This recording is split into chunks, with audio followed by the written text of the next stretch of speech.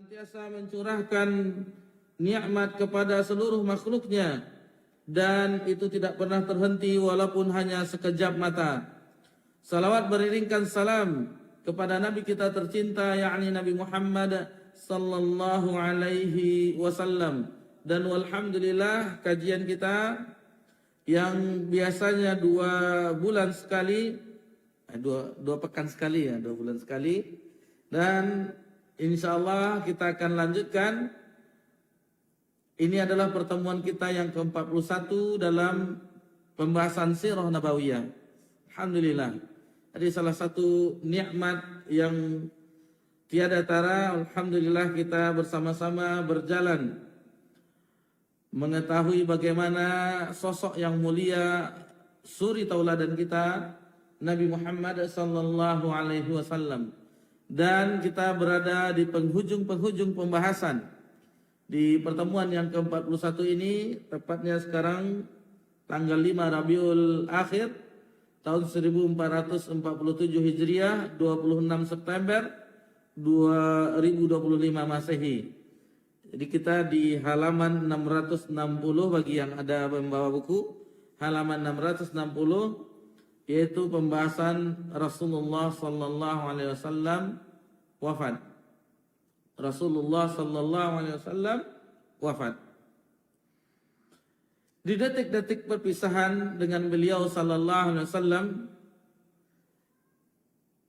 yaitu ketika dakwah telah sempurna dan tanda-tanda perpisahan tersebut itu sering diucapkan oleh Nabi kita tercinta sallallahu alaihi wasallam, dan itu sudah mulai tampak dan mulai terasa, baik itu dari perkataan-perkataan Nabi sallallahu alaihi wasallam dan perbuatan-perbuatan Nabi sallallahu alaihi wasallam. Di bulan Ramadan tahun ke-10 Hijriah, Nabi kita tercinta sallallahu alaihi wasallam itu beriktikaf di bulan Ramadan selama 20 hari. Yang mana sebelumnya, di tahun sebelumnya, Nabi sallallahu alaihi wasallam beriktikaf 10 akhir di bulan Ramadan. Jadi di pas terakhir bulan Ramadan di kehidupan Nabi sallallahu alaihi wasallam, karena Ramadan di tahun ke-11 Nabi sallallahu alaihi wasallam sudah wafat. Nabi kita tercinta sallallahu alaihi wasallam wafat di tahun ke-11 Hijriah. Jadi di terakhir bulan Ramadan di kehidupan beliau beriktikaf selama 20 hari, 20 malam. Kemudian beliau pun sallallahu alaihi wasallam di bulan Ramadan tersebut di tahun ke-10 Hijriah itu bertadarus, menstorkan bacaan atau hafalan Quran beliau kepada malaikat Jibril alaihissalam sebanyak 2 kali.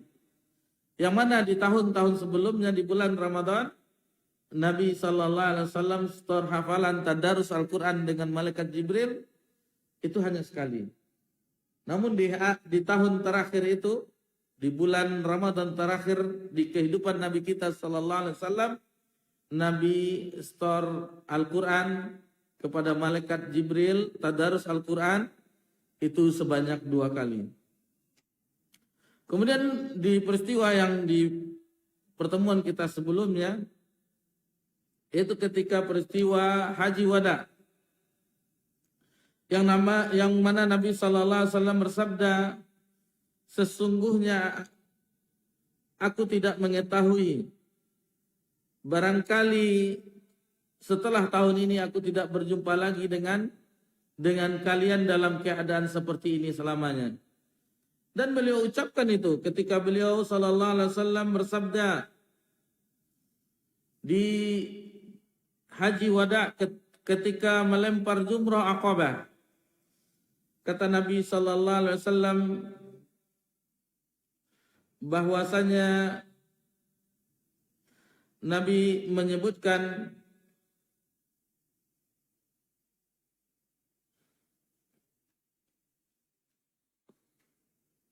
bahwasanya Nabi sallallahu alaihi wasallam tidak akan mungkin berjumpa dengan para sahabatnya. Jadi Nabi sallallahu alaihi wasallam mengungkapkan bahwasanya tidak akan mungkin lagi berjumpa dengan sahabatnya. Lalu Nabi sallallahu alaihi wasallam bersabda kepada para sahabat yang ketika itu haji bersama Nabi sallallahu alaihi wasallam, "Khuzu manasikakum." Ambillah tata cara ibadah haji dariku, la'alli la alqakum ba'da 'ami hadza.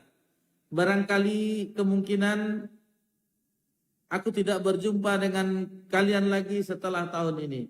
Jadi Nabi sallallahu alaihi wasallam sudah baik dengan perkataan-perkataan beliau dan perbuatan-perbuatan beliau sudah menandakan akan dekatnya ajal beliau sallallahu alaihi wasallam. Kemudian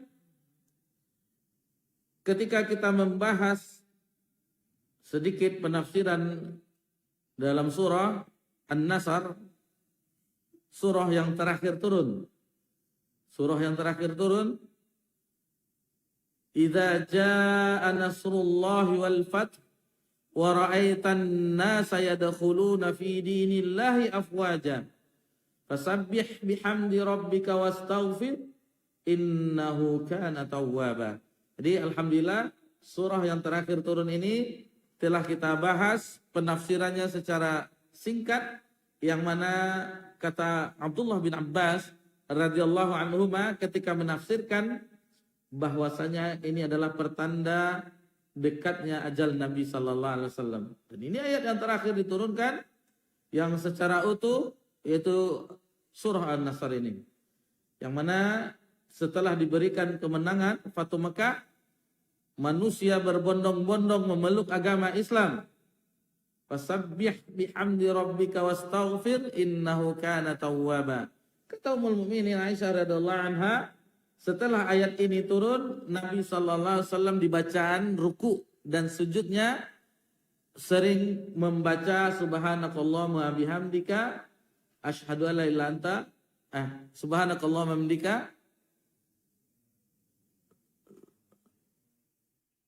kok larinya ke yang lain tadi. Subhanakallahumma rabbana Allahumma ighfirli. Tadi doa kafaratul masjid ini. Jadi Nabi sallallahu alaihi wasallam tidak mengucapkan subhana rabbiyal a'la, subhana rabbiyal a'la, subhana rabbiyal a'la 3 kali di ruku'nya atau subhana rabbiyal azim ketika sujud, tetapi membaca fasabbih subhanakallahumma bihamdika rabbana wa bihamdika Allahumma ighfirli. Jadi itu yang sering dibaca oleh Nabi SAW ketika turunnya surah An-Nasr tersebut, Al-Nasr. Kemudian di bulan Safar beliau pergi menuju ke Uhud, di mana kita mengetahui peristiwa perang Uhud di tahun ketiga Hijriah, tepatnya di bulan Syawal setelah hari raya Idul Fitri. Nabi SAW mendoakan orang yang menjadi syuhada Uhud. Lalu Nabi SAW bersabda, "Inni baina aidikum faraq." Sesungguhnya aku mendahului kalian. Wa ana alaikum syahida. Dan aku adalah saksi atas kalian. Ini setelah Nabi dari Uhud, lalu Nabi pergi ke Masjid Nabawi, lalu berkhutbah seperti ini bunyi nasihat beliau. Wa ana alaikum syahida, dan aku adalah saksi atas kalian. Wa inna mau'idakumul haud, sungguh yang dijanjikan atas kalian adalah telaga.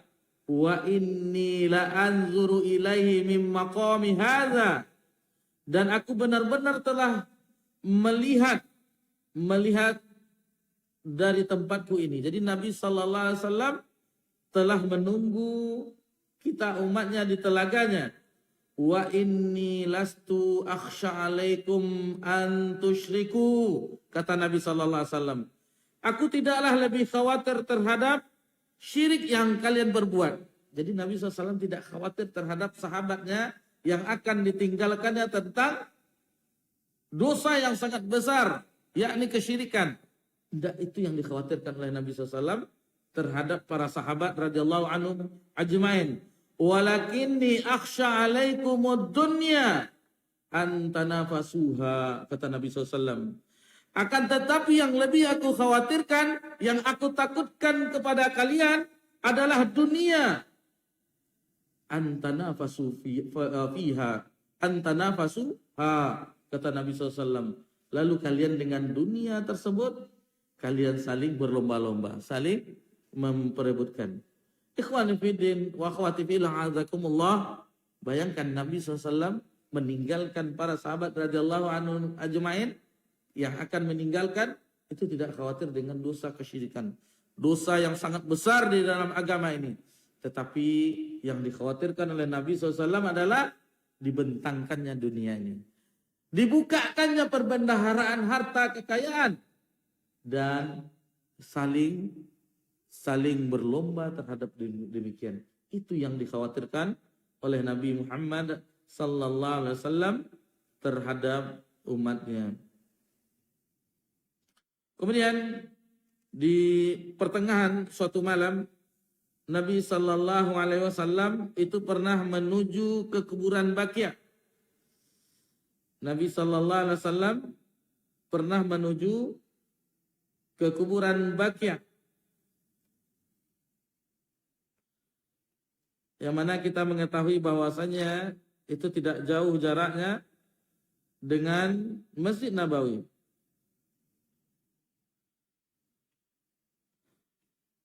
Lalu Nabi sallallahu alaihi wasallam berdoa sebagaimana doa yang kita ketahui bahwasanya Nabi mendoakan ahli kubur. Assalamualaikum ya ahlad diyar. Lalu Nabi sallallahu alaihi wasallam menyebutkan bahwasanya apa yang dialami orang-orang sebelumnya, fitnah-fitnah, berbagai cobaan telah datang bagai sepotong malam gelap gulita yang saling silih berganti, yang datang dari belakang, yang mana yang datang dari belakangan generasi berikutnya itu lebih buruk daripada sebelumnya. Bahwasanya Nabi sallallahu alaihi wasallam juga mengatakan bahwasanya sesungguhnya Nabi sallallahu alaihi wasallam akan menyusul mereka, yaitu orang-orang yang telah dikuburkan di Baqi' tersebut. Ikhwani fi din a'adakumullah.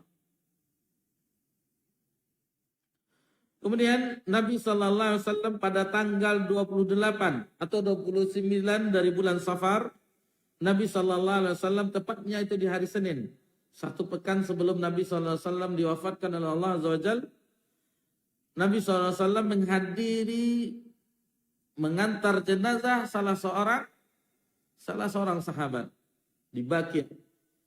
Ketika Nabi SAW kembali, maka itulah mulai terasa sakit oleh Nabi Sallallahu Alaihi Wasallam.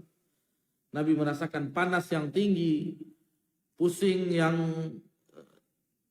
berputar-putar, apa namanya tuh? Apa nama kita tuh? Vertigo, apa namanya tuh?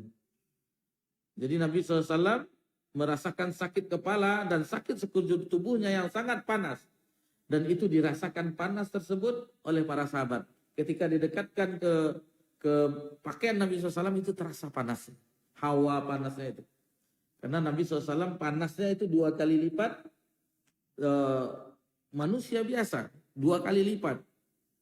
Jadi kalau kita panas kita biasanya hampir-hampir 40 derajat Celcius. Nabi 2 kali lipatnya. 70 lebih. Itu Nabi SAW.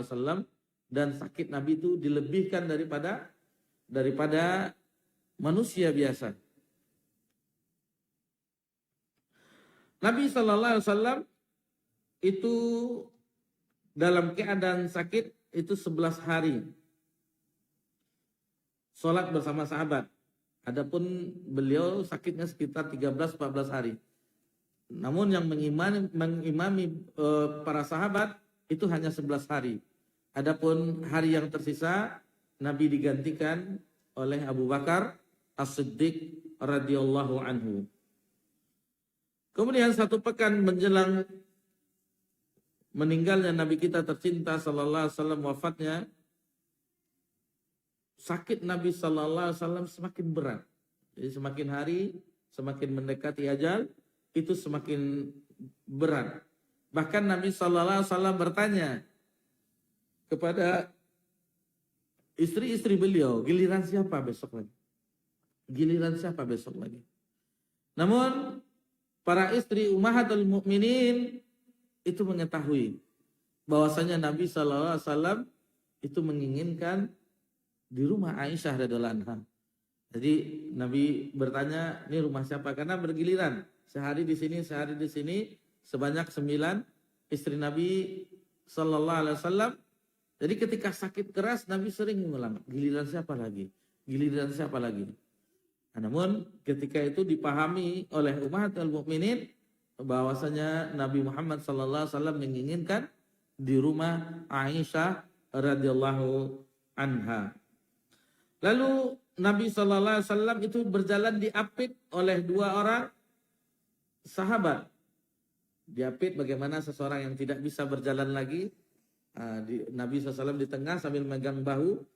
Yang di sebelah satu lagi Fadl bin Abbas, sepupu Nabi SAW, anak dari paman Nabi Abbas bin Abdul Muttalib, dan satu lagi dipapah oleh Ali bin Abi Thalib, sepupu Nabi SAW, dan juga menantu Nabi SAW, suami dari putri beliau Fatimah binti Rasulullah SAW. Dan kepala Nabi SAW itu diikat karena saking terasa sakitnya. Dan kita melihat orang tua kita kalau sudah sakit sekali diikatnya kepalanya. Dan itulah yang dilakukan oleh Nabi kita tercinta sallallahu alaihi wasallam. Dan akhirnya Nabi sallallahu alaihi wasallam pergi ke rumah Ummul Mukminin Aisyah radhiyallahu anha, dan Nabi SAW pergi ke kamar beliau. Jadi mulai dari saat itu sampai wafat Nabi sallallahu alaihi wasallam di rumah Aisyah radhiyallahu anha. Kemudian Ummul Mukminin Aisyah radhiyallahu anha membacakan muawwidatan, yaitu qul a'udzu birabbil falaq, qul a'udzu birabbin nas, juga al-ikhlas. Jadi qul huwallahu ahad, qul a'udzu birabbil falaq, qul a'udzu birabbin nas. Kemudian dibacakan juga doa yang dihafalnya dari Nabi Muhammad sallallahu alaihi wasallam, itu dibacakan oleh Ummul Mukminin Aisyah radhiyallahu anha. Kemudian meniupkannya kepada tubuh Nabi SAW, mengusapkan tangannya dengan mengharap keberkahan dan hal tersebut. 5 hari sebelum wafat, tepatnya di hari Rabu menjelang Nabi SAW wafat. Jadi Nabi SAW wafat di hari Senin, ini di hari Rabu pekan sebelumnya. Demam yang dirasakan oleh Nabi SAW, sakit yang panas itu tambah menjadi-jadi. Jadi sakit Nabi SAW itu semakin parah. Bahkan ketika Nabi SAW sakit, saking tingginya panasnya sampai pingsan. Ketika sadar, Nabi SAW bersabda bahwasanya Nabi ingin disiramkan dengan air yang berasal dari sumur yang berbeda-beda. Jadi kalau ada orang yang berobat mungkin dari sini, mungkin ada 7 sumur ya, atau 7 muara. Jadi Nabi SAW diguyur dengan 7 gayung air dari sumur yang berbeda-beda, sehingga Nabi SAW bisa keluar menemui para sahabat dan menyampaikan kepada mereka. Dan ketika itu Nabi mengatakan, ketika Nabi diguyurkan, tidak bisa mandi sendiri lagi karena panas yang tinggi, ya cukup kata Nabi SAW. Lalu beliau sedikit membaik kondisinya setelah mandi, alhamdulillah dingin, turun dingin panasnya Nabi SAW agak mulai membaik. Lalu Nabi SAW masuk ke dalam masjid dalam keadaan kepala beliau diikat dengan sorban warna hitam. lalu duduk di atas mimbar. Nabi SAW duduk di atas mimbar, lalu beliau berkhutbah di hadapan para sahabatnya yang berkumpul di sekelilingnya. Kata Nabi SAW, Nabi melaknat, la'anallahu 'alal yahud wa nasar ittakhadhu qubura anbiya'ihim masajid. Laknat Allah atas orang-orang Yahudi dan Nasrani yang mana mereka menjadikan kubur-kubur nabi mereka sebagai masjid. Jadi Nabi SAW memperingatkan bahwasanya jangan kalian jadikan kuburku sebagai tempat untuk diibadahi, sebagai masjid. Lalu Nabi SAW ketika itu menawarkan kisah kepada para sahabat. Kata Nabi SAW, barang siapa yang pernah aku pukul punggungnya, maka inilah punggungku, pukullah. Dan barang siapa yang pernah aku hina harga dirinya, maka inilah harga diriku, hinalah ia. Jadi ketika itu tidak ada yang mau, ada salah seorang sahabat yang pernah mengatakan bahwasanya Nabi pernah memukulnya, maksudnya tanpa sengaja. Lalu dengan melakukan qisas, sebagian sahabat ingin menggantikan. Ada yang menggantikan, Abu Bakar ingin menggantikan, dan yang lainnya. Bahkan orang pun heran. Kenapa? Kenapa Nabi dalam keadaan sakit mau menuntut qisas? Lalu sahabat ini pun juga mengatakan, kalau tidak salah Uqasyah atau siapa, mengatakan bahwasanya ketika aku kena pukul dari engkau wahai Rasulullah, aku kelihatan badan setelahnya tidak memakai baju. Lalu Nabi menyingkap tubuhnya, maka dipeluklah oleh sahabat ini. Jadi dia ingin memeluk tubuh Nabi Muhammad sallallahu alaihi wasallam. Jadi mana yang tega melihat keadaan Nabi sallallahu alaihi wasallam dalam keadaan sakit keras lalu dipukul untuk melakukan qisas. Jadi dia hanya ingin memeluk Nabi Muhammad sallallahu alaihi wasallam karena keadaan yang demikian.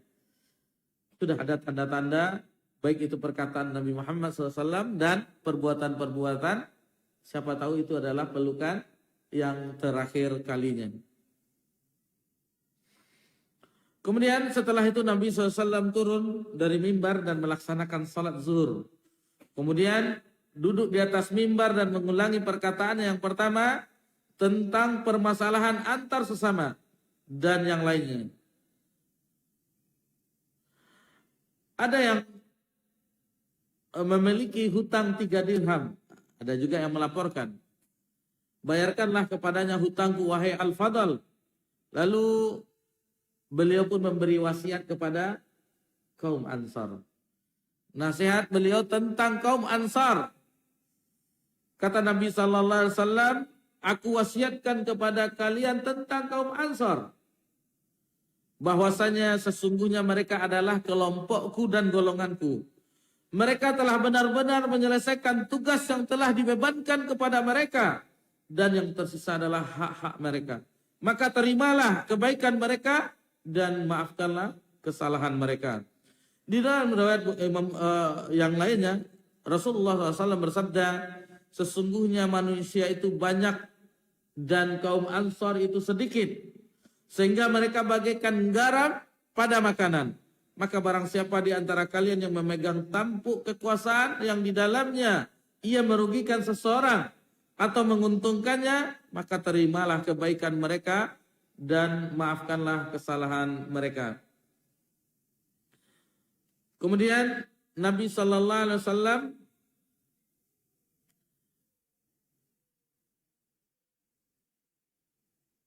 itu pernah mengucapkan, sesungguhnya, ini pernah kita bahas juga, sesungguhnya ada seorang manusia atau seorang hamba, ada seorang hamba yang diminta untuk memilih satu di antara dua hal. Yang pertama adalah segala kemewahan dunia dan keabadiannya. Lalu yang kedua adalah yaitu untuk berjumpa dengan Rabb-Nya. Maka hamba ini kata Nabi SAW itu memilih berjumpa dengan Rabb-Nya. Kata sahabat Abu Sa'id Al-Khudri radhiyallahu anhu, di antara yang hadir ketika itu yang menangis hanyalah Abu Bakar. Lalu aku berkata dalam hatiku, kenapa orang tua ini menangis? Lalu di akhir kemudian waktu berjalan baru mengetahui bahwasanya lelaki yang seorang hamba yang disuruh memilih itu dua pilihan, yaitu kemewahan dunia dan keabadiannya. Lalu yang kedua berjumpa dengan Rabb-Nya. Seorang hamba itu memilih berjumpa dengan Rabb-Nya, itu adalah Nabi Muhammad SAW. Jadi Nabi Muhammad SAW telah ditawarkan di akhir kehidupannya, yaitu memilih kemewahan dunia serta abadi hidup sampai hari kiamat. Yang kedua yaitu berjumpa dengan Rabb-Nya. Nabi tidak memilih kemewahan dunia dan kehidupan abadi di dunia. Tidak. Akan tetapi Nabi memilih untuk berjumpa dengan Rabb-Nya. Yaitu tentunya Nabi diwafatkan oleh Allah Subhanahu wa Ta'ala. Dan ini pernah juga di pertemuan kita sebelumnya, ayat yang terakhir yang mana kita ketahui, al-yauma akmaltu lakum dinakum wa atmamtu alaikum ni'mati wa raditu lakumul islam madina. Jadi ketika ayat ini turun, maka menangislah Umar. Dan itu di Arafah, di Haji Wada, di hari Jumat tepatnya. Lalu Nabi SAW bertanya kepada Umar, wahai Umar, apa yang menyebabkan engkau menangis? Lalu Umar menjawab, wahai Rasulullah, selama ini ayat itu berkenan selalu ada yang turun, yang kurang ditambah, yang kurang ditambah, yang kurang ditambah. Adapun ayat yang baru saja turun ini adalah telah sempurna. Al-yauma akmaltu lakum dinakum, akmaltu lakum dinakum. Telah disempurnakan bagimu agamamu. Jadi telah sempurna agama itu. Tidaklah sesuatu yang sempurna, kata Umar, melainkan kekurangan setelah itu. Lalu kata Nabi SAW, benar engkau wahai Umar. Jadi Umar sudah mendapat kiasan juga bahwasanya tidak ada sesuatu yang sempurna melainkan kekurangan, yaitu dengan diwafatkannya Nabi Muhammad sallallahu alaihi wasallam. Karena sudah terdengar azan Isya, kita dengarkan kumandang azan Isya. Setelah itu insyaallah akan kita lanjutkan pembahasan detik-detik wafatnya Nabi Muhammad sallallahu alaihi wasallam. Tafadhol.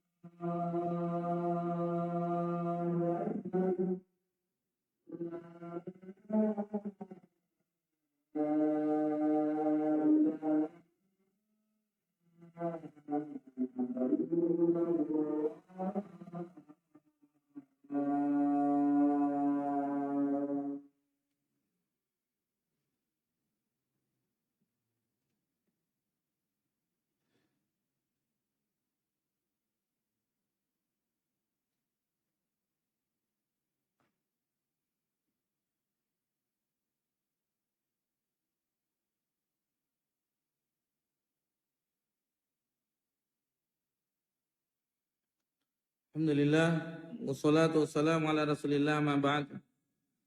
Baik, tadi setelah kita mengetahui bahwasanya ketika Nabi SAW menyatakan ada seorang hamba yang memilih di antara dua pilihan, maka hamba tersebut memilih berjumpa dengan Rabb-nya. Kemudian disebutkan di situ kata Abu Sa'id Al-Khudri radhiyallahu anhu bahwasanya dari situ diketahuilah yang paling berilmu di antara kami adalah Abu Bakar As-Siddiq. Kemudian Nabi SAW bersabda, sesungguhnya orang yang paling, yang mana maknanya sesungguhnya orang yang paling berjasa padaku dan persahabatan adalah Abu Bakar. Jadi Nabi SAW baik itu dari persahabatan, baik itu dari harta, yang banyaknya jasanya kepada Nabi Muhammad SAW adalah Abu Bakar. Seandainya aku boleh menjadikan seseorang itu khalil, maka akan aku jadikan Abu Bakar sebagai khalil, sebagai kekasihku. Akan tetapi Nabi SAW telah dijadikan Allah kekasih Allah, khalil Allah. Sebagaimana Nabi Ibrahim menjadi kekasih Allah. Jadi tidak bisa Nabi SAW menjadikan Abu Bakar jadi khalilnya. Karena Nabi SAW telah diangkat menjadi khalilullah. Jadi ini sedikit kita luruskan. Ada sebagian kita dengar Nabi Ibrahim adalah khalilullah. Nabi Musa kalamullah yang berbicara kepada Allah. Adapun Nabi Muhammad SAW habibullah. Enggak. Nabi Muhammad SAW adalah khalilullah. Sebagaimana Nabi Ibrahim alaihissalam. Karena tingkatan mahabbah, hub dengan khullah itu lebih tinggi. Karena hub cinta, hub, mahabbah itu masih ada kekurangannya. Sementara khullah itu cinta, tingkat cinta yang sempurna, yang tidak ada kekurangan celah di situ. Jadi tidak ada ruangan kekurangan di situ, itulah khullah, Khalilullah, Khalilur Rahman yang kita ketahui. Jadi ada sebagian mengatakan Nabi Muhammad Habibullah, tidak, tetapi Khalilullah. Khalilullah sebagaimana Nabi Ibrahim dijadikan oleh Allah khalilnya. Lalu Nabi SAW mengatakan bahwasanya Abu Bakar adalah saudara sesama Muslim. Lalu ketika itu Nabi SAW memerintahkan tidak ada satu pintu dari pintu masjid yang ditutup kecuali pintu Abu Bakar. Jadi dahulu Masjid Nabawi itu memiliki banyak pintu. Jadi dari situ ada pintu. Namun Nabi SAW menyuruh menutup seluruh pintu kecuali pintu yang utama. Kecuali pintu Abu Bakar. Jadi dari rumah Abu Bakar dengan pintu Masjid Nabawi itu tidak ditutup. Seluruh pintu yang ada di samping-samping itu semuanya ditutup. Kecuali pintunya Abu Bakar. Itulah keutamaan Abu Bakar As-Siddiq radhiyallahu anhu. Kemudian 4 hari sebelum wafat Nabi Muhammad SAW, tepatnya pada hari Kamis. Hari Kamis, 4 hari sebelum Rasulullah SAW wafat, beliau berkata. Jadi beliau pada keadaan sakit yang parah, Nabi memanggil orang-orang di sekitar beliau. Kemarilah kalian. Aku tuliskan untuk kalian sebuah pesan yang kalian tidak akan tersesat setelahnya. Lalu pada saat itu ada beberapa seorang sahabat yang tidak memperkenankan. Di antaranya Abu Bakar. Kata Abu Bakar, sudah cukuplah kitabullah, Al-Quran bagi kita. Dan sunnah Nabi. Dan ada yang sebagian mengatakan, ambillah, tulislah. Nabi sudah berwasiat. Ini wasiat Nabi. Lalu karena pertengkaran gaduh tersebut, akhirnya Nabi SAW pun tidak menyukainya. Kata Nabi SAW, pergilah kalian dariku. Jadi ada yang mengatakan, Abu Umar dan beberapa orang sahabat mengatakan, tidak usah ambil alat tulis. Ada sebagian, ambillah alat tulis. Ini adalah nasihat Nabi Muhammad SAW di wasiat yang terakhir. Karena suara gaduh, maka tidak jadi dituliskan wasiat tersebut. Nabi tidak menyukai orang berbantah-bantahan di depannya. Apalagi ketika itu Nabi SAW sedang sakit parah. Ini yang kejadian yang pertama. Sehingga tidak jadi diwasiatkan apa yang diwasiatkan oleh Nabi SAW. Yang kedua, ketika Nabi SAW ingin memberitahukan kapan terjadi peristiwa Lailatul Qadar. Maka ketika itu ada para sahabat yang sedang bertengkar. Maka tidak jadi disebutkan oleh Nabi kapan terjadinya Lailatul Qadar.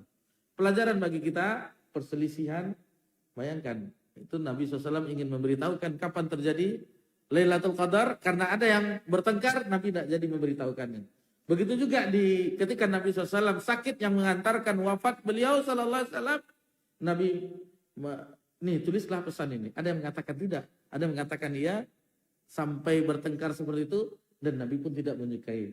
Pergilah kalian semuanya, kata Nabi SAW. Nah, jadi pertengkaran itu buruk, perselisihan itu buruk. Ini pelajaran bagi kita bahwasanya pertengkaran itu buruk, perselisihan itu buruk.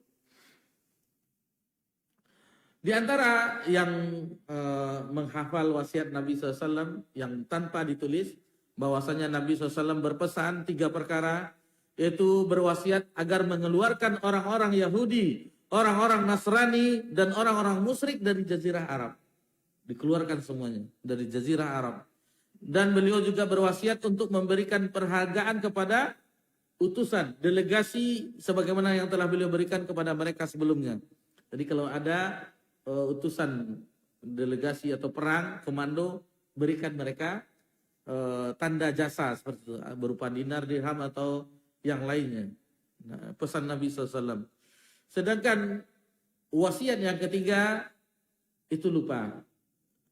Nah, inilah hafalan yang ketiga itu lupa apa yang disebutkan dalam wasiat tersebut. Apakah itu berpegang teguh dengan Al-Quran dan Sunnah, atau pengiriman tentara Usamah bin Zaid, yang mana telah kita singgung bahwasanya Nabi SAW sebelum sakit, beliau sempat mengutus Usamah bin Zaid untuk menuju perbatasan Romawi.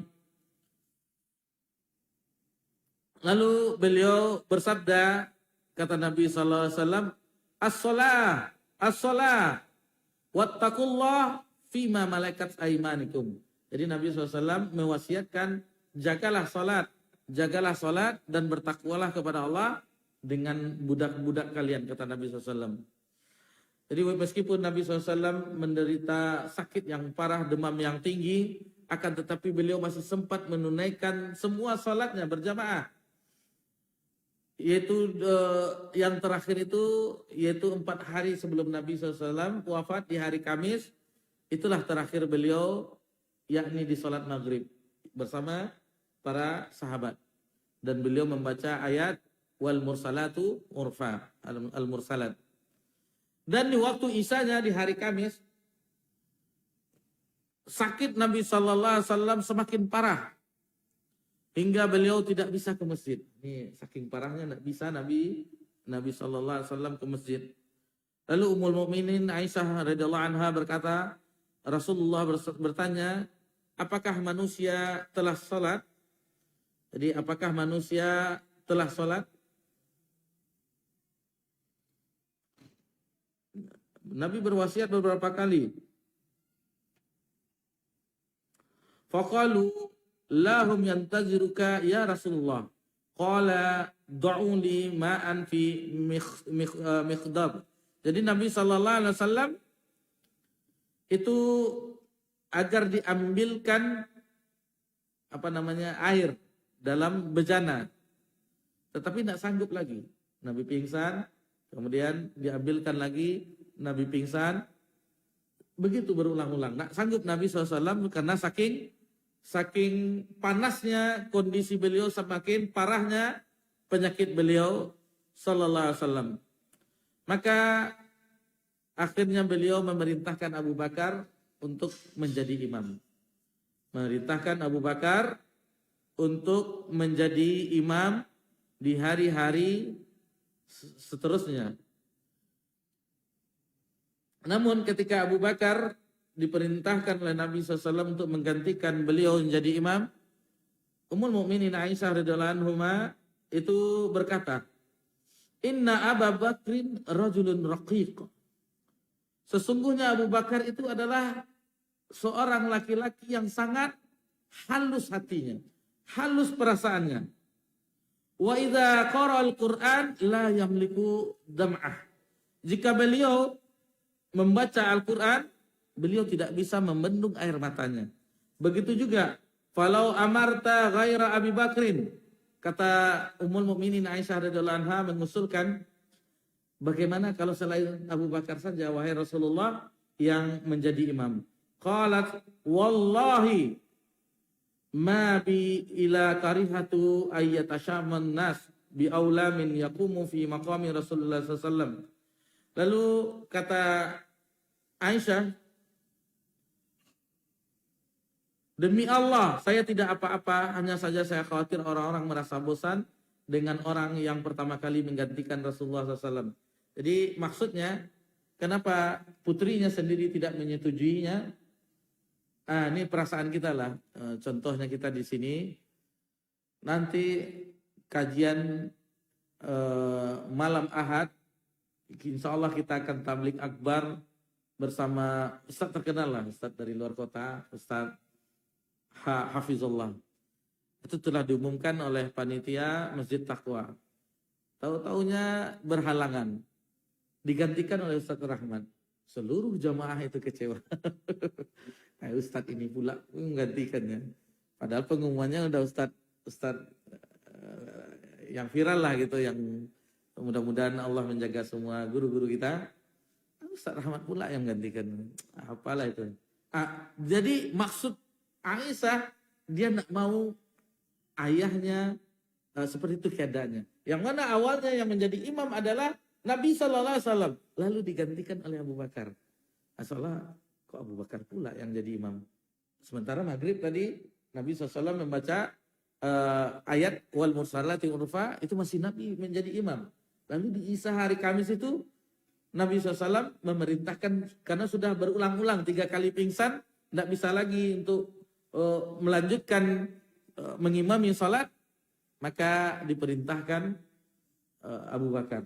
Jadi ini maksud Ummul Mukminin bukan tidak setuju ayahnya untuk menggantikan, namun khawatir anggapan umat atau jamaah tentang keadaan Abu Bakar yang tentunya dikecewakan oleh jamaah yang telah menunggu. Dan itu lama menunggunya karena Nabi pingsan, lalu sadar, diulang kembali, pingsan lagi, sadar lagi, diulang lagi. Akhirnya baru diputuskan Abu Bakar yang menggantikan Nabi Sallallahu Alaihi Wasallam sebagai imam. Dan ini adalah isyarat bahwasanya Abu Bakar pengganti Khalifatul Rasul. Ini syaratnya. Kemudian bagaimana pengakuan Ummul Mukminin Aisyah radhiyallahu anha, anna Abu Bakrin, bahwasanya ayah beliau Abu Bakar rajulun raqiq. Ini dia. lelaki yang mudah tersentuh hatinya, yang lembut hatinya. Membaca Al-Quran, nangis. Mendengarkan Al-Quran, menangis. Nah, ini kita udah berkhatam-khatam kan, tidak pernah nangis. Nah, bagaimana lembutnya hati seorang Abu Bakar. Dan begitu juga para sahabat. Umar yang kita kenal, yang tegas, dengan Al-Quran itu terenyuh hatinya. Jangankan hati manusia, gunung yang sangat tinggi, yang menjulang tinggi, bebatuan, itu hancur dengan Al-Quran. Lau anzalna hadzal Qur'an ala jabalil ra'aitahu khashi'an mutasaddian min khasyatillah. Akan tetapi memang hati manusia itu ada yang lebih keras daripada batu. Hati kita ini keras daripada batu. Sudah berapa ayat imam membacakan, kita baca sendiri dan seterusnya, tidak pernah keluar dari mata kita. Mungkin sesekali kalau imamnya nangis juga. Itu karena terbawa suasana. Misalnya Ramadan, imamnya ada suatu ayat yang membuatnya menangis. Karena terisak-isak imam, kita terisak-isak juga. Ini bukan dari kitanya, tetapi terbawa suasana. Ini banyak sebenarnya pelajaran yang kita lewatkan, akan tetapi ini waktu masih bisa lah nih, insyaallah. Kemudian selanjutnya, pelajaran selanjutnya, Nabi SAW pun memberikan semacam perkataan kepada istrinya Aisyah, sesungguhnya kalian seperti wanita-wanita yang merayu Yusuf, yakni dalam menampakkan kebalikan dari apa yang dari batinnya. Suruhlah Abu Bakar untuk tetap sholat bersama orang-orang sebagai imam. Jadi begitulah wanita-wanita sebagaimana wanita-wanita di zaman Nabi Yusuf yang itu menampakkan yang tidak sebenarnya, berbeda lahir dengan batinnya. Taib.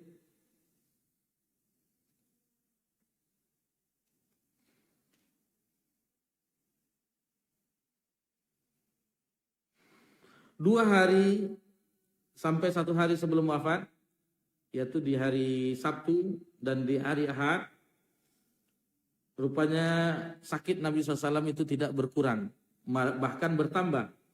Beliau keluar dengan dipapah dua orang untuk menunaikan sholat zuhur. Sedangkan Abu Bakar tengah melakukan sholat bersama para sahabat sebagai imam. Ketika Abu Bakar melihat Nabi SAW itu keluar, maka Abu Bakar pun mundur. Dan duduklah di samping Nabi SAW. Jadi Nabi berimam dengan, Abu Bakar berimam dengan Nabi, dan manusia berimam dengan Abu Bakar. Jadi Nabi kan tidak terdengar suaranya, jadi Abu Bakar yang Allahu Akbar, jadi semacam saut mukabir untuk mengeraskan bacaan Nabi SAW. Jadi Abu Bakar, dan ketika itu Nabi sempat, kenapa tidak lanjutkan jadi imam? Kata Abu Bakar, tidak layaknya bagi seorang anak Abu Quhafah untuk mengimami seorang Nabi. Jadi tidak layak bagi Abu Bakar, maksudnya kan Abu Bakar kan namanya Abdullah bin Abu Quhafah. Tidak layak bagi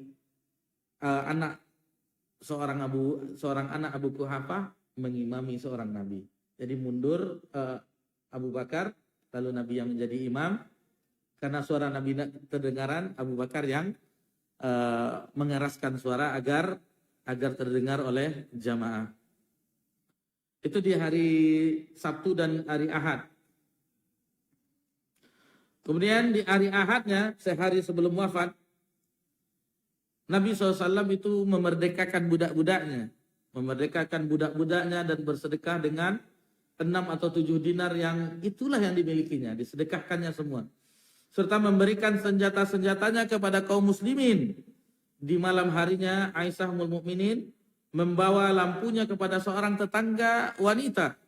Aisyah berkata kepada perempuan tersebut, berikanlah kepada kami sedikit minyak yang kamu miliki kepada lampu kami ini.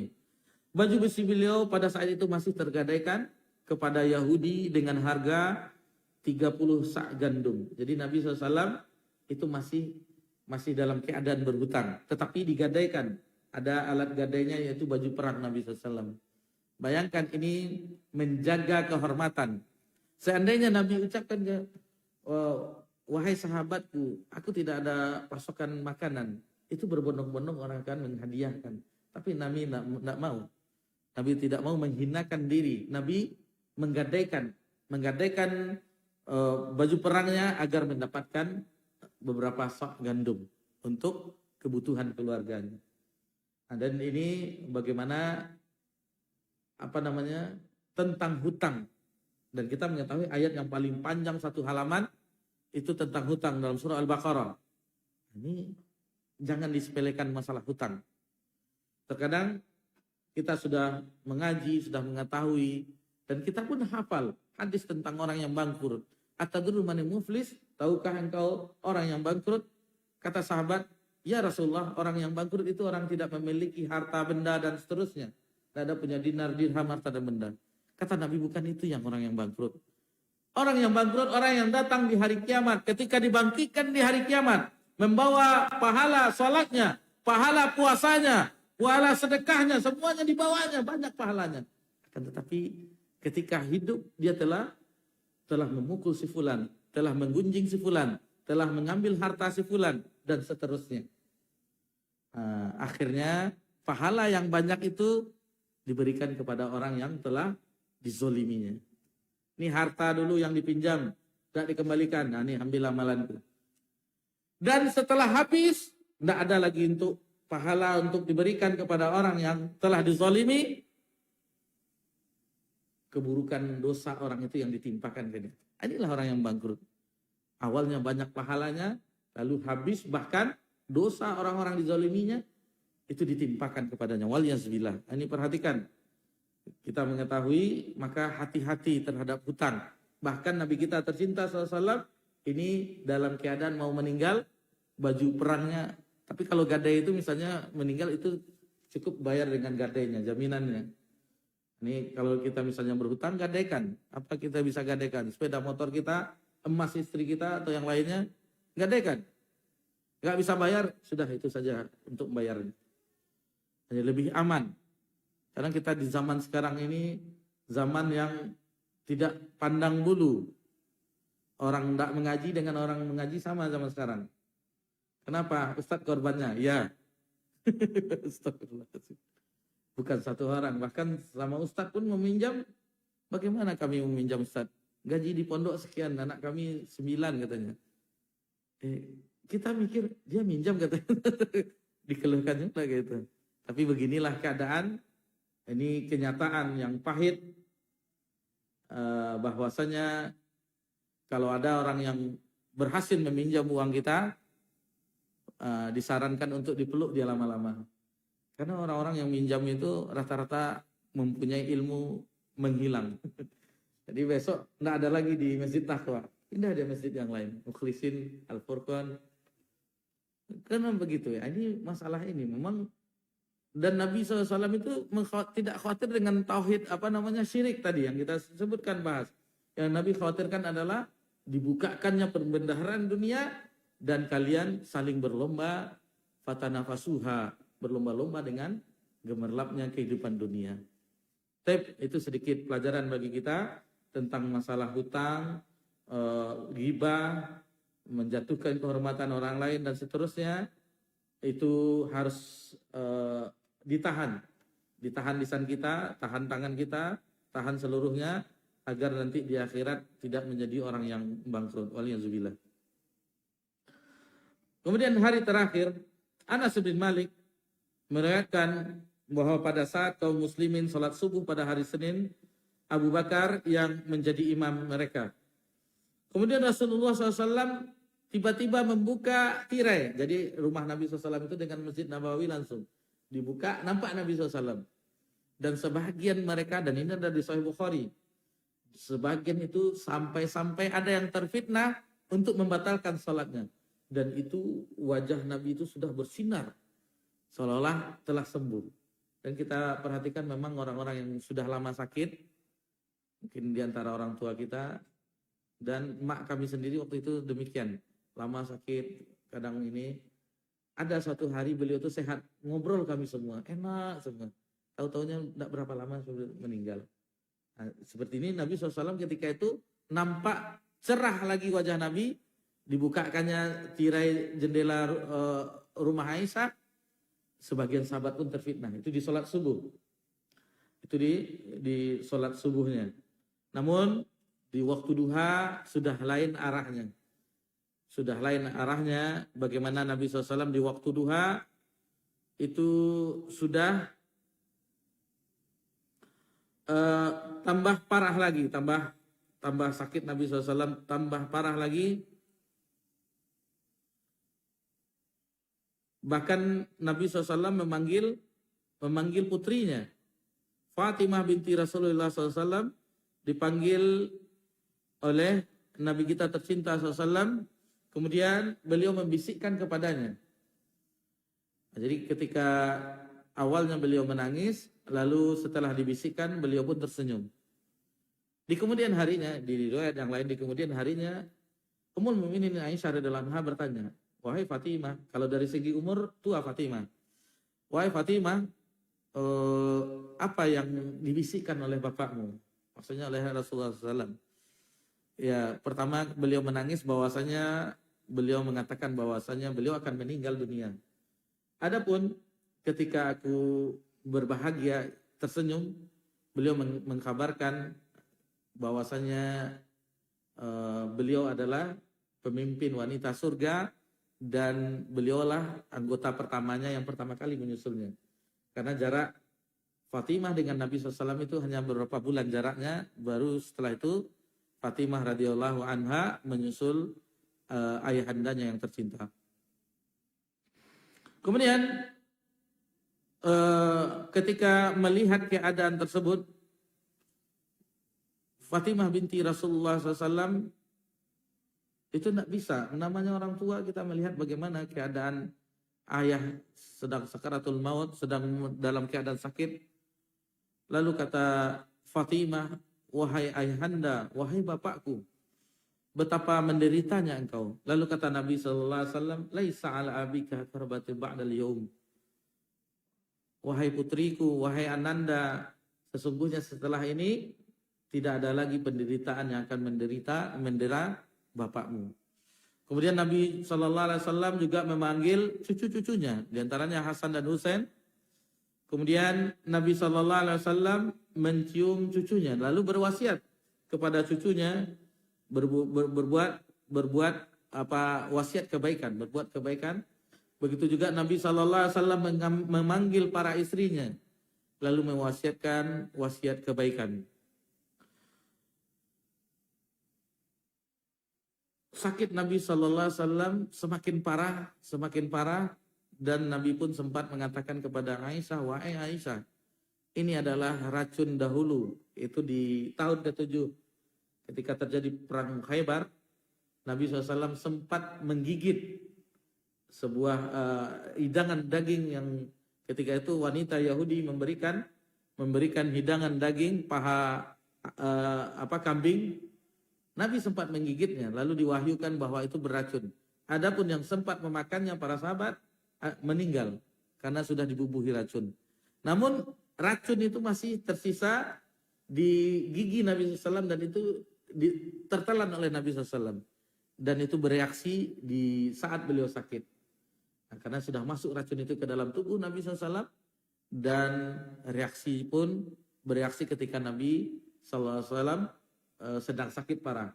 Karena imun, kita ketahui imun tubuh tidak bisa menghalangi kekuatan, sudah lemah.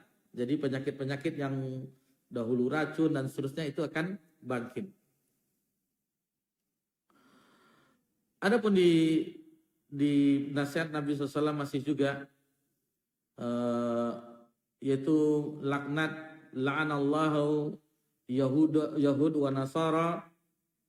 Allah melaknat Yahudi dan Nasrani yang menjadikan kubur-kubur Nabi mereka sebagai masjid.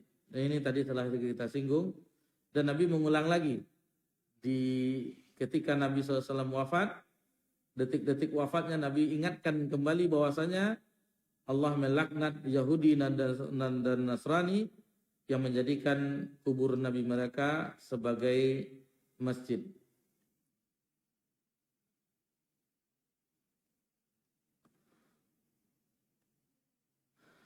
Kemudian detik-detik kematian setelah Nabi Sallallahu Alaihi Wasallam, peristiwa yang berapa tadi, tepatnya di waktu duha, masuklah Abdurrahman bin Abu Bakar, jadi saudara dari Aisyah, saudara laki-laki dari Aisyah, dan beliau saat itu masuk membawa siwak. Lalu kata Aisyah kepada Nabi Sallallahu Alaihi Wasallam, "Aku zulak, apakah engkau ingin aku ambilkan siwak itu?" Kemudian Rasulullah SAW memberikan isyarat dengan anggukan kepala. Ini sudah lemah kan? Nabi kita tercinta Sallallahu Alaihi Wasallam sudah lemah. Lalu Ummul Mukminin Aisyah adalah mengambilkan siwak itu dan menyerahkan kepada beliau. Lalu Nabi Sallallahu Alaihi Wasallam bersiwak dengan hal tersebut. Jadi masih sempat juga Nabi bersiwak. Kemudian Rasulullah SAW itu dihadapkan kepada beliau air yang di sebuah wadah terbuat dari kulit. Rasulullah SAW memasukkan tangannya ke dalam air tersebut yang ada di hadapannya, lalu mengusap wajahnya dengan air sembari mengatakan, beliau ambil jadi wadahnya dari kulit, lalu beliau usapkan ke wajahnya, lalu beliau mengatakan, La ilaha illallah, tiada ada ilah yang berhak diibadai kecuali Allah. Innalil mauti la sakarat, sesungguhnya kematian itu ada sakaratnya. Allahumma a'ini ala sakaratil maut. Lalu Nabi berdoa kepada Allah, ya Allah, bantulah aku menghadapi sakaratul maut ini. Jadi maut itu ada sakaratnya. Nazak yang kita lihat, ada kadang nafas naik turun yang seterusnya, itu sangat berat. Itu memang, dan dikala itu iblis pun mengerahkan semua kemampuannya, iblis setan, untuk mengganggu anak cucu Adam. Padahal kita sedang sakarat, tetap juga digoda. Itu makanya hati-hati kita dengan akhir kehidupan. Innamal a'malu bil khawatim. Sesungguhnya amalan itu di akhirnya itu. Bagaimana kita akhir kehidupan kita, itulah amalan. Ketika kita ikhlas menjalani amalan kita, amal saleh, maka Allah akan tutup dengan husnul khatimah. Kalau tidak, Allah akan bukakan. Ini dia orang ini. Dia hanya kelihatan bertakwa di masjid takwa. Kalau di rumah atau tempat yang lain tidak bertakwa lagi. Di kamar sendiri tidak bertakwa lagi. Waliyazubillah. Waliyazubillah. Kemudian Aisyah radhiyallahu anha mendengar Nabi SAW berdoa, "Mal ladzina an'ama Allahu 'alaihim minan nabiyyin was-siddiqin wasyuhada was-shalihin wa hasuna ulaika rafiqa." Jadi Nabi Sallallahu Alaihi Wasallam meminta agar bersama nanti di akhirat dengan orang-orang yang telah diberikan nikmat, yaitu para nabi, siddiqin, syuhada, dan orang-orang soleh, dan itulah teman sebaik-baik teman di akhirat. Kemudian Ummul Mukminin Aisyah radhiyallahu anha mendengar Nabi SAW berdoa sambil bersandar kepada Ummul Mukminin Aisyah, Allahumma ighfirli warhamni wa alhiqni birrafiqil a'la. Wahai Allah, ampunilah dosaku, karuniakanlah rahmatmu kepadaku, dan angkatlah aku ke ar-rafiqul a'la. Maksudnya, masukkan aku ke surga bersama orang-orang yang terbaik.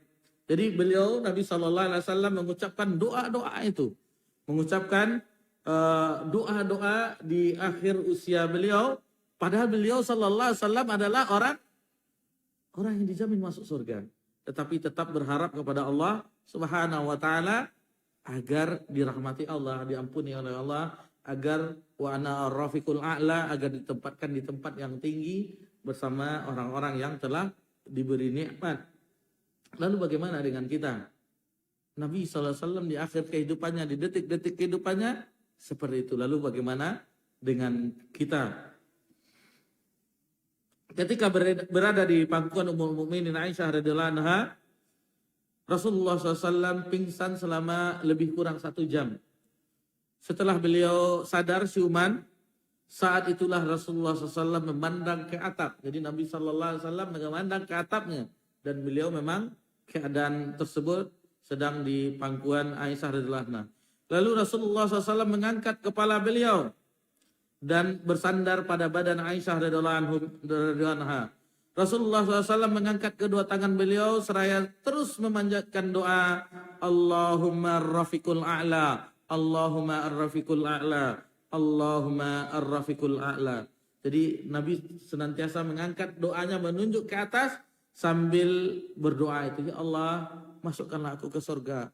Ya Allah, masukkanlah hambamu ini ke dalam surga. Jadi Nabi senantiasa mengemis kepada Allah Subhanahu wa taala, mengiba-iba dan senantiasa meminta agar dimasukkan ke dalam surga. Beliau SAW terus memanjatkan doa itu sampai ruh beliau sallallahu alaihi wasallam dicabut dan tangan beliau pun mulai melemas. Kalimat itulah yang terakhir beliau ucapkan Rasulullah SAW, yaitu Allahumma ar-rafiqul a'la. Lalu Ummul Mukminin Aisyah radhiyallahu anha menyaksikan saat yang paling menyedihkan beliau. Saat yang paling menyedihkan, jasad Nabi kita tercinta di pangkuannya. Lalu ketika roh Nabi sallallahu alaihi wasallam itu dicabut keluar, kata Ummul Mukminin, saya belum pernah mencium aroma yang harum seharum ini. Nah, jadi itulah yang diungkapkan oleh Ummul Mukminin dan beliau pun agak merasa terhibur. Pertama di rumah beliau, yang kedua air ludah Nabi dengan air ludah beliau bercampur. Ketika bersiwak tadi kan dilunakkan dulu. Siwak dilunakkan dulu, digigit oleh Ummul Mukminin baru diberikan kepada Nabi SAW. Itu maksudnya bercampur air ludah Ummul Mukminin Aisyah radhiyallahu anha dengan air ludah Nabi SAW, karena siwak tadi yang dilunakkan tadi. Nah, lalu itu pun di pangkuan beliau, di alam bagaimana sedihnya Ummul Mukminin melepas kepergian sang suami yang senantiasa bersama beliau di gilirannya tentunya, dan itu 5 hari di rumah Ummul Mukminin Aisyah radhiyallahu anha. Ketika beliau wafat 5 hari itu sampai wafat di rumah Ummul Mukminin Aisyah radhiyallahu anha. Innalillahi wa inna ilaihi rajiun. Itu di waktu duha, tepatnya di hari Senin di tahun ke-11 Hijriah, tanggal 12 Rabiul Awal. Jadi umur beliau Nabi SAW ketika itu 63 tahun lebih 4 hari. 63 tahun lebih 4 hari. Adapun itu tadi Ummul Mukminin radhiyallahu anha. Adapun di sebagian sahabat itu tersebarlah berita yang menyedihkan tersebut. Langit dan penjuru kota Madinah pun menjadi kelabu. Kata Anas bin Malik, belum pernah kami merasakan bercahayanya Madinah melainkan datangnya Nabi sallallahu alaihi wasallam ketika hijrah di awalnya. Lalu kami merasakan gelapnya Madinah ketika Nabi sallallahu alaihi wasallam wafat. Seolah-olah Madinah itu gelap, kata Anas bin Malik radhiyallahu anhu. Fatimah binti Rasulullah SAW berkata, wahai bapakku, wahai ayahku yang telah menjawab panggilan Rabb-Nya. Wahai bapakku yang surga Firdaus menjadi tempat tinggalnya. Wahai bapakku, wahai ayahku, ayahanda. Kepada Jibril kami mengabarkan kematian ini. Jadi begitulah yang diucapkan oleh Fatimah binti Rasulullah SAW.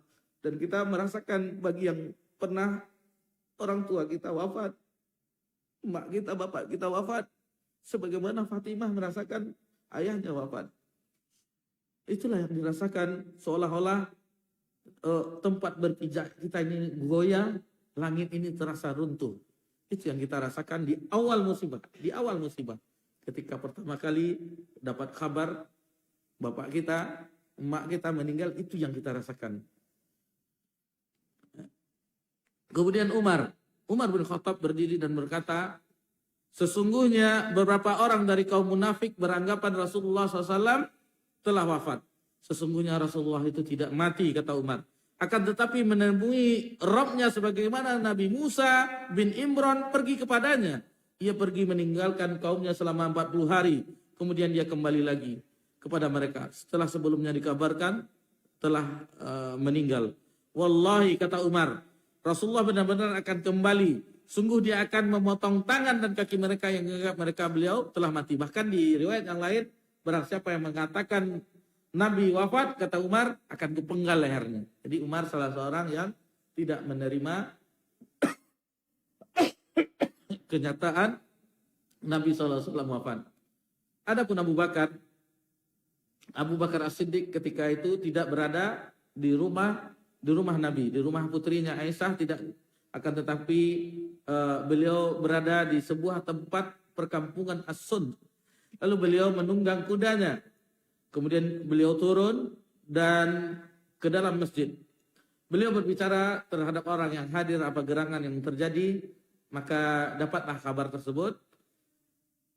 Setelah diikatnya kendaraannya, kudanya, lalu beliau masuk ke rumah bilik Aisyah dan menuju ke tempat Rasulullah yang sedang ditutupi dengan kain lebar.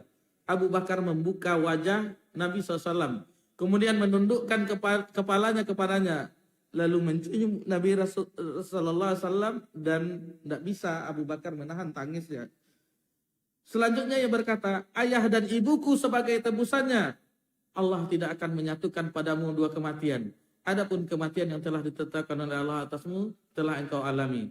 Kemudian Abu Bakar keluar. Sedangkan Umar telah berbicara dengan orang-orang yang hadir di masjid. Abu Bakar berkata, duduklah wahai Umar, duduklah, tenanglah Umar. Akan tetapi Umar tidak mau duduk. Kemudian Abu Bakar berkhutbah. Setelah memuji Allah, bersalawat kepada Nabi sallallahu alaihi wasallam, amma ba'd.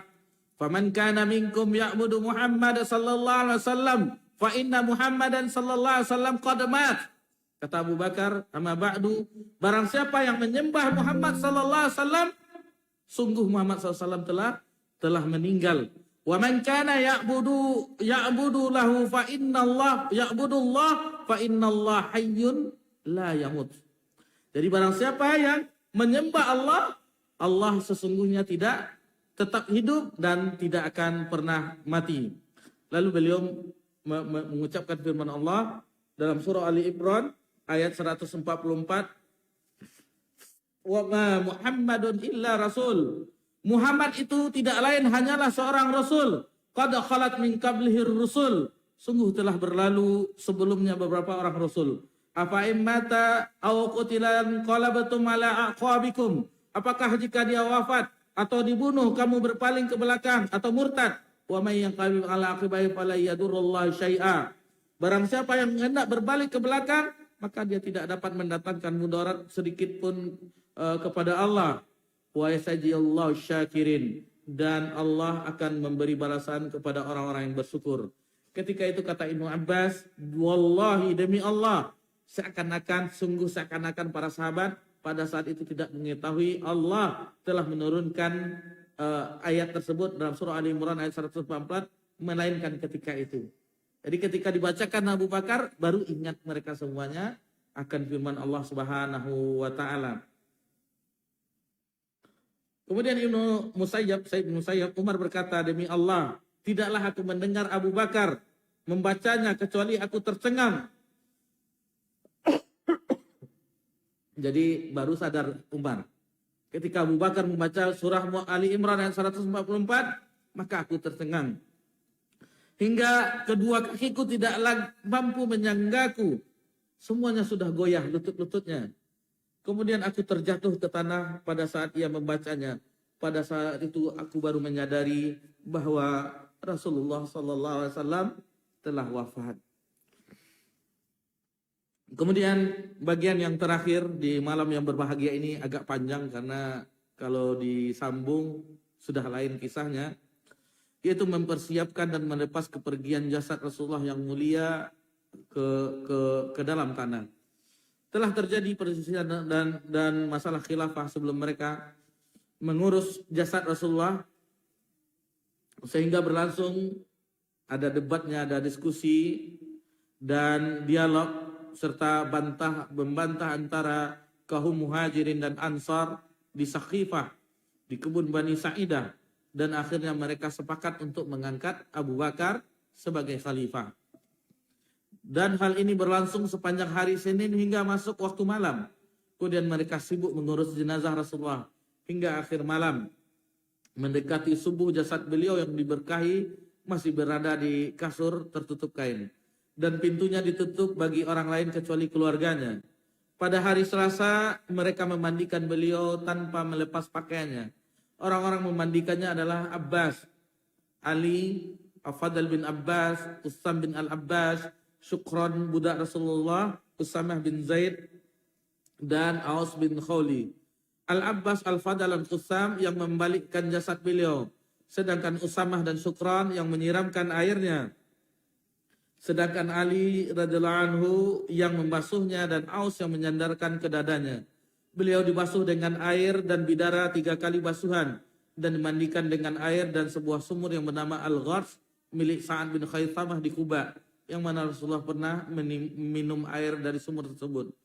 Kemudian mereka mengkafaninya dengan 3 helai kain tenunan Yaman. Kain itu berwarna putih, terbuat dari katun, tanpa baju dan surban. Mereka mengenakan pakaian tersebut padanya satu persatu secara berlapis. Mereka berselisih tentang tempat pemakamannya. Maka Abu Bakar berkata, sesungguhnya aku telah mendengar Rasulullah SAW bersabda, tidaklah seorang nabi wafat kecuali dikuburkan di tempat dia wafat. Maka Abu Talhah mengangkat kasur yang dipakai Rasulullah pada saat meninggal. Kemudian ia menggali tanah yang ada di bawahnya dan membentuk liang lahat. Orang-orang yang memasuki kamar secara bergantian 10-10. Mereka mensolatkan Rasulullah SAW secara sendiri-sendiri tanpa ada seorang pun yang mengimami mereka. Pertama kali yang mensolatkan adalah keluarganya, kemudian orang-orang muhajirin, setelah itu orang-orang ansor. Para wanita mensolatkan setelah kaum pria, setelah itu anak-anak kecil, dan anak kecil dahulu kemudian para wanita. Hal itu berlangsung pada hari Selasa dan terus berlalu hingga tiba malam hari Rabu. Aisyah radhiyallahu anha berkata, kami tidak mengetahui berlangsungnya pemakaman Rasulullah kecuali setelah kami mendengar suara cangkul di tengah malam. Di dalam sebuah riwayat disebutkan pada akhir malam Rabu. Itulah kisah wafatnya Nabi kita tercinta sallallahu alaihi wasallam, dan ada beberapa pembahasan lagi, tentunya kita selesaikan pembahasan ini. Adapun pembahasan selanjutnya kita akan mengintip sejenak tentang rumah tangga Nabi sallallahu alaihi wasallam. Kemudian setelah itu insyaallah di pembahasan berikutnya tentang yang ditunda. Kita waktu dahulu ketika Nabi SAW disebutkan, Ummu Ma'bad Al-Khuzaiyah menyebutkan bagaimana sifat dan bentuk budi pekerti Nabi SAW itu tidak dijelaskan. Ternyata itu diakhirkan oleh penulis dan beliau bawakan di bagian akhir dari buku yang ditulis oleh Syekhur Rahman Al-Mubarakfuri rahimallahu ta'ala. Jadi ada tinggal 2 kali pembahasan lagi, itu tentang rumah tangga Nabi SAW dan tentang sifat dan budi pekerti Nabi Muhammad sallallahu alaihi wasallam. Adapun untuk malam ini kita cukupkan sampai demikian, yang agak panjang dan sengaja tidak kita sambung di kajian berikutnya, dan mudah-mudahan yang kita ringkas tadi, begitulah Nabi kita tercinta sallallahu alaihi wasallam, pelajaran yang sangat berharga bagi kita, bagaimana seorang nabi bermohon di akhir di akhir umurnya, di akhir usianya tetap meminta kepada Allah Subhanahu wa taala. Jadi kita sebagai umatnya tentunya menjadikan Nabi suri tauladan, mintalah kepada Rabb kita sesuatu kebaikan, tentunya kebaikan di akhirat yang lebih kita utamakan dibandingkan dunia. Jangan sampai supaya kita dapat ini, dapat pekerjaan ini, dapat harta yang ini dan seterusnya, dapat pangkat ini, dapat mobil ini, dapat rumah ini, dapat istri ini, anak begini dan seterusnya. Tetapi kita lupa bagaimana tentang akhirat. Apakah kita akan dimasukkan surga atau di tempat satu lagi waliyazubillah. Tidak ada jaminan bagi kita, maka itulah yang harus kita usahakan. Karena rezeki itu dijamin oleh Allah. Rezeki itu dijamin oleh Allah. Wa ma min dabatin illa fil ardi illa 'alallahi rizquha. Jadi tidak ada sesuatu pun yang melata di permukaan bumi ini, melainkan Allah telah jamin rezekinya. Adapun kita masuk surga atau selamat dari neraka, itu belum ada jaminannya. Kenapa rezeki yang dijamin oleh Allah kita khawatirkan, sementara jaminan kita selamat dari neraka dan masuk surga, itu tidak ada jaminan, tetapi kita santai-santai saja. Nah, ini sedikit pelajaran di akhir kajian kita. Itulah seharusnya kita berupaya, dan terhadap hal yang demikianlah yang kita harus upayakan. Dunia dan segala kenikmatannya itu akan sirna, akan kita tinggalkan menjadi hak milik ahli waris. Sementara amal saleh, iman yang tulus, amal yang saleh, itulah yang akan kita bawa untuk berjumpa dengan Rabb kita. Demikian saja, mohon maaf agak panjang pembahasan kita, dan mudah-mudahan Allah Subhanahu wa taala menjadikan kita mencintai Nabi kita sallallahu alaihi wasallam dari awal beliau lahir sampai beliau wafat. Walhamdulillah, ini nikmat dari Allah Subhanahu wa taala. Kita telah pelajari halaman demi halaman, setapak demi setapak, selangkah demi selangkah, dan ada yang seluruhnya hadir dari awal. Sepertinya enggak ada ya. Bapak ada liburnya. Enggak ada yang hadir selama 40 kali.